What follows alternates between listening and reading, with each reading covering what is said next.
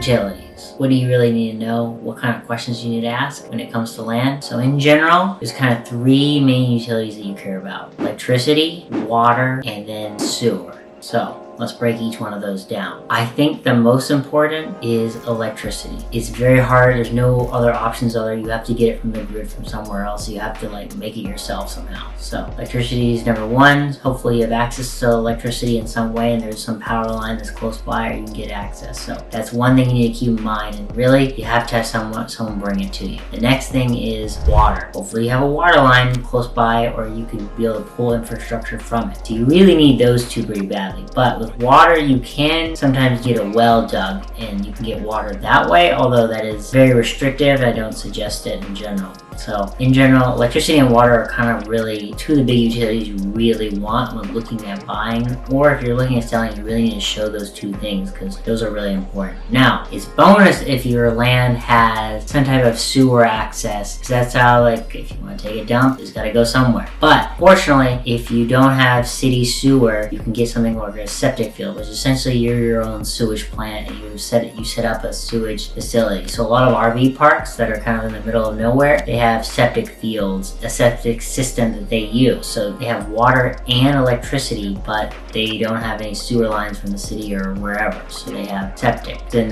they can self-sustain themselves. So those are the three big things. Electricity and water are the big ones. The reason why people care about that is if you want to do anything with the land, any type of residential subdivision or development, you need at least two of those. But really, you need all three. So hopefully when you're looking at land and thinking about purchasing it, you look to make sure you have all three and look at what connections and what there is. And also something to think in mind is if you're looking at buying land, what would be the cost to bring those things in? And just because it has access, there may be a big cost from the county or the city to bring the access points into the property or to actually get it set up. There's a cost a lot of times associated with that, and that cost can vary greatly.